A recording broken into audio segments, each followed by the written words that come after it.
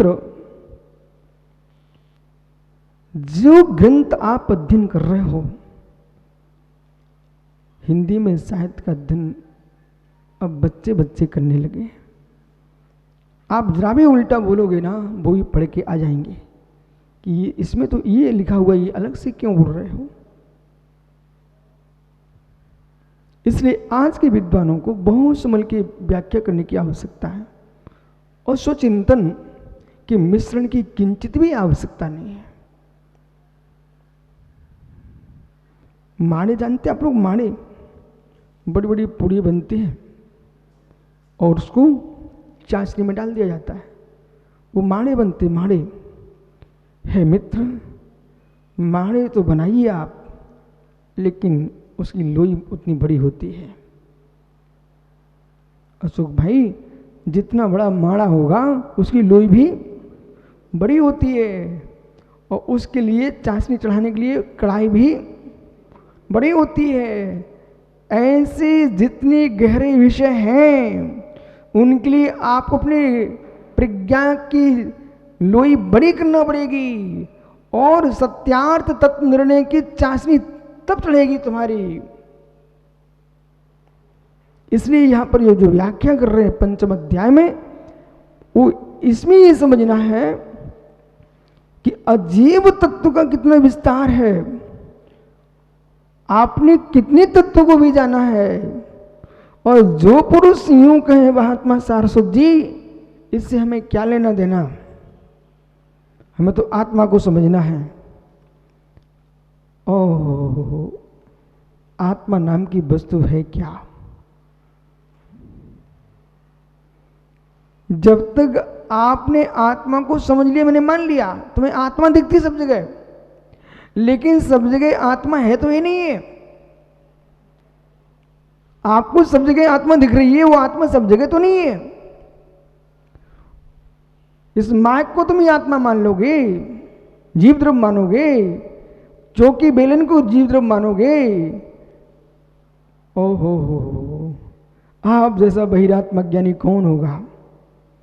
इसलिए आत्म द्रव्य को जानने के लिए अजीव द्रव्यों को तुम्हें जानना पड़ेगा, वो अजीव द्रव्यों को जानने के लिए जीव द्रव्य को जानना पड़ेगा, वो सभी द्रव्यों को जान करके यथार्थ श्रद्धान करना पड़ेगा।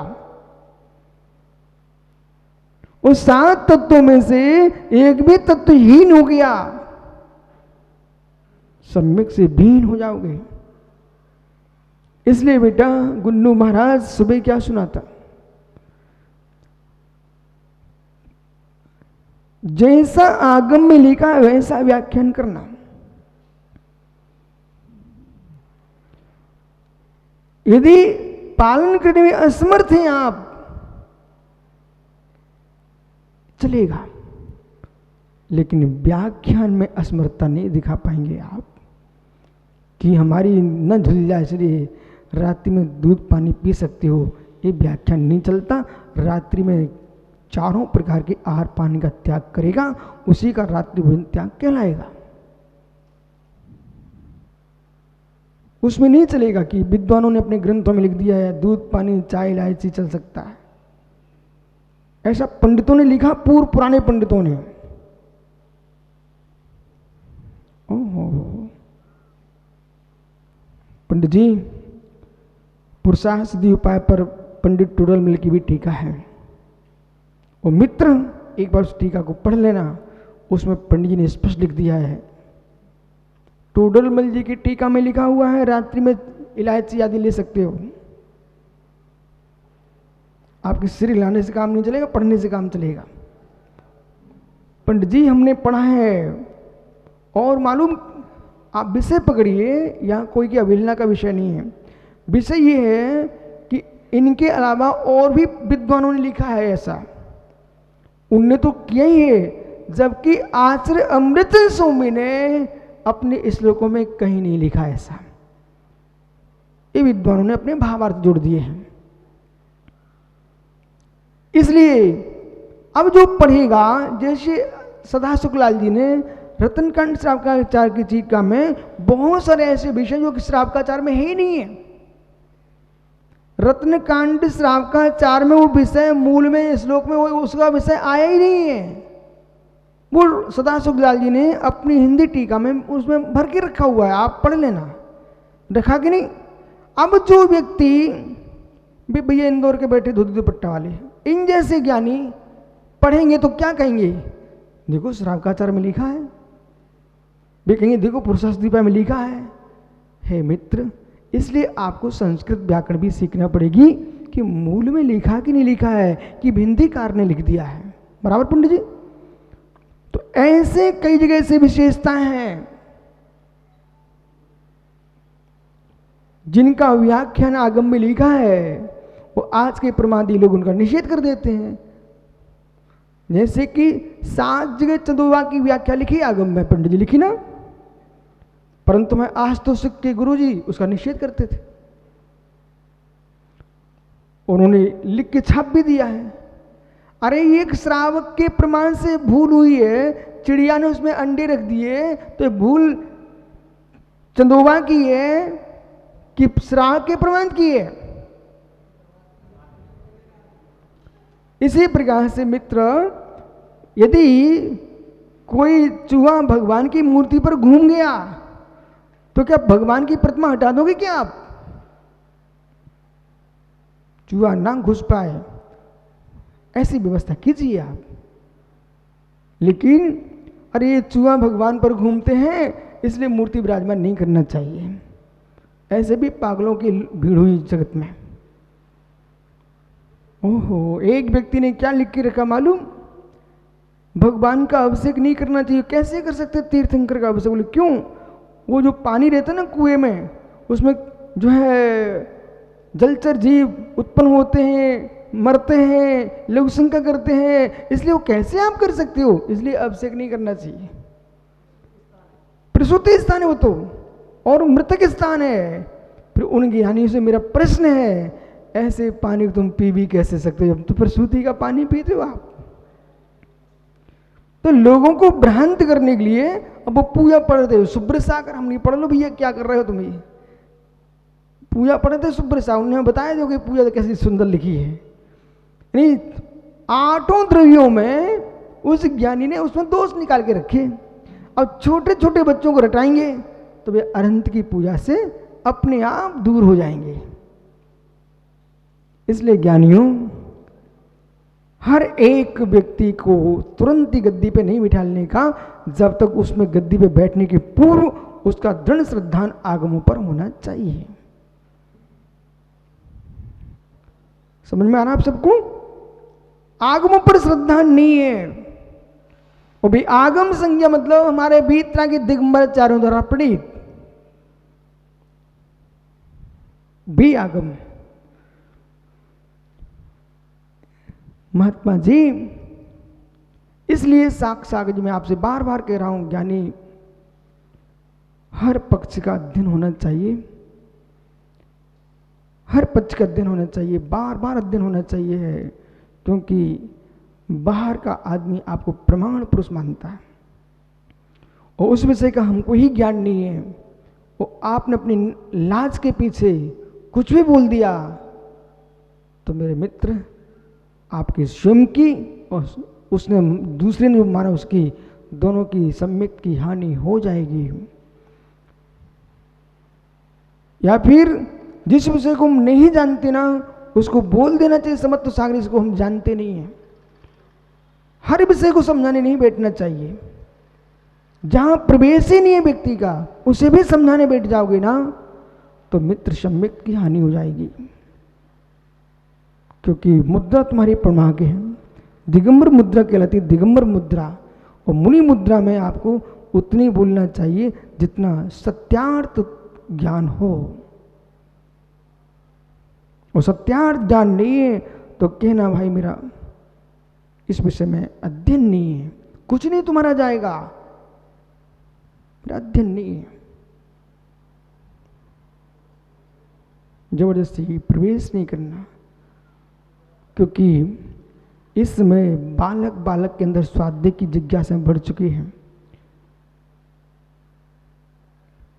संदीप भैया समझ में आ रहा है क्या? से शीघ्र प्रभावित होना, ये बहुत बड़ी अज्ञानता है। जानना चाहिए, देखना चाहिए, समझना चाहिए, फिर विश्वास करना चाहिए। और जो तुम बाहर का सीख के आए हो, अपने गुरु के पास जाकर के जरूर पूछना, प्रश्न करना, बोलिए सम्यक है कि नहीं है, क्योंकि आगम अगाध है, विवक्षाएं अनंत हैं, एक नहीं अनंत विवक्षाएं। किस विवक्षा से कथन चल रहा है, हम न्याय शास्त्र का अध्ययन करेंगे ना तो मालूम चलता कि ओ हो। हमारा ही विश्वास ऐसा था, आप पर समय की श्रद्धा से बैठे हुए थे। अशोक भैया, द्रवगुण पर्याय के बारे में समझने के लिए बहुत समय चाहिए। और एक प्रश्न मेरा आपसे है, संबंध श्रेष्ठ है,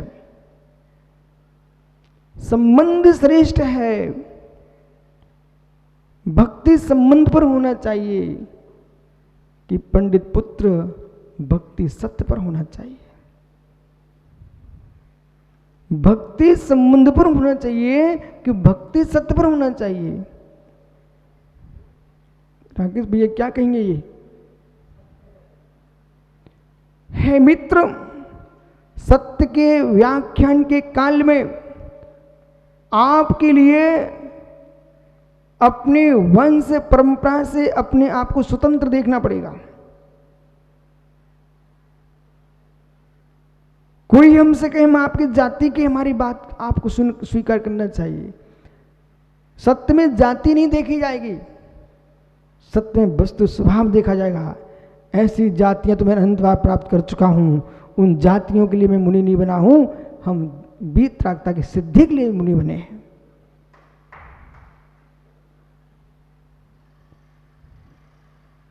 इसलिए अशोक भैया हो सकता है राकेश भैया कहें कि बेटा हम तो तेरे भैया ना, बड़े भैया। हाँ बड़े भैया मैं मानता हूं, ये बड़े भैया का रिश्ता सहोदर की दृष्टि से है, बड़े भैया का रिश्ता सहोदर की दृष्टि से है। लेकिन मेरे भैया शुभ चंद्र की दीक्षा कहीं हुई है और भरतहरि की कहीं हुई है, इसमें एक पना नहीं चलता। बराबर। और बड़े भैया कोई वीतरागता निर्गंथ में देखता है दिगंबरत्व में, कोई सग्रंथ में वीतरागता देखता है। मुझे तो वीतरागता निर्गंथ दिगंबर मुद्रा में ही दिखती है, इसमें भाईपन नहीं चलता है। आपकी रुचि आप देख लो। भाईपने का त्याग मैं कभी नहीं करूंगा, लेकिन भाई के राग में जिनवाणी के विरुद्ध स्वीकार नहीं करूंगा।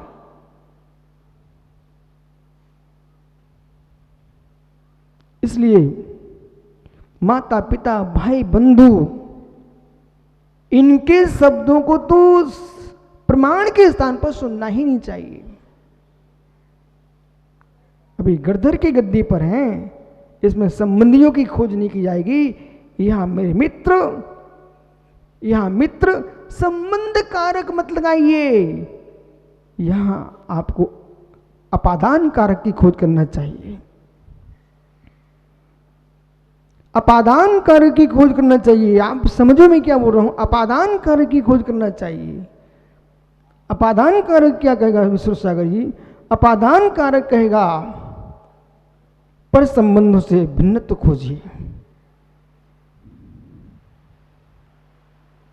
संयोग 10 सत्यों में सत्य अवश्य है, लेकिन वो संयोग जो सत्य है वो नाना संबंधों से मिलकर संयोग सत्य बनता है। और संयोग सत्य को जो मानता है वो इस बात को जानता है।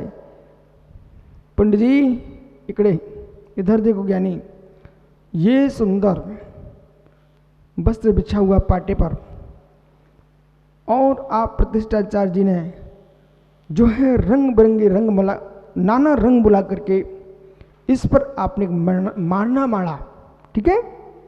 और माना आपने माना 13 दीप मंडल विधान का, 13 दीप विधान का, और 13 दीप विधान का मंडल मान करके अब आप ये नहीं कहते कि पीला रंग कि हरा रंग, कि नीला रंग, श्वेत वर्ण, रक्त वर्ण, कोई वर्ण की व्याख्या नहीं करते आप यहाँ। यहाँ तो आप कहते हो देखो तेरा दीप कैसा दिख रहा है आपको, देखो ये तेरा दीप देखो कैसा दिख रहा है। इसका नाम है संयोग सत्य। कौन सा सत्य है? ये संयोग सत्य। नाना वर्णों को लेकर के हमने एक संयोग बिठा के करके एक मानव बना है, उस मंडप को हम कह रहे हैं तेरा दीप। ठीक है, तो ये तेरा दीप जो आपका है उस संयोग संबंध का तेरा दीप है। इस बात को हम जानते हैं, आप भी मानते हो, जो देख रहे हैं वो भी जानते हैं, लेकिन इस मंडप को हम तेरा दीप नहीं बना लेंगे। और पूरे तेरा दीप एक कपड़े पे कैसे आ गए? ये तो संयोग सत्य है। गोमट शाह जीव कांड जी में, मूलाचार जी में 10 प्रकार के सत्य की व्याख्या है। इसलिए ज्ञानियों को मात्र जब सुने तभी से लाते हैं, अपनी बुद्धि में नहीं लगाते कि सत्य है। कौन सा सत्य है? संयोग सत्य है, न कि स्वभाव सत्य है। जगत के सारे रसायन हे मेरा चैतन्य रसायन, यानी ये भी है, ये भी है, ये भी है, ज्ञाता भी है और उपादेय भूत है, परंतु मेरे निज स्वभाव से पर जीव द्रव्य भी है, पर जीव द्रव्य भी है। उस स्वयं के अंदर ही रागादिक भाव से युक्त तुम्हारा जो जीवत्व भाव है वो भी तुम्हारे लिए है। एक चित ब्रह्म चैतन्य ज्ञान घंटं को भगवान आत्मा चित ब्रह्म की स्वरूप की अनुभूति से युक्त है, वही चैतन्य प्रभु मेरा उपाधेय है। परमार्थ दृष्टि वही उपाधेय है।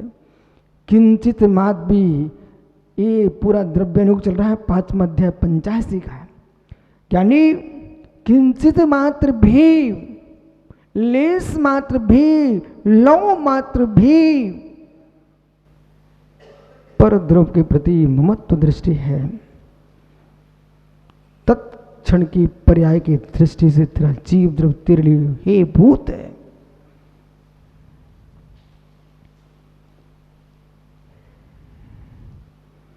अमन अब यहाँ नहीं कहेंगे कि टमाटर छोड़ो, भिंडी छोड़ो, ये बहुत दूर की बातें हो चुकी हैं। जैसे टमाटर भिंडी का तुम त्याग करा रहे थे, अब तो यूं कहना पड़ेगा बेटा भिंडी का त्याग कर।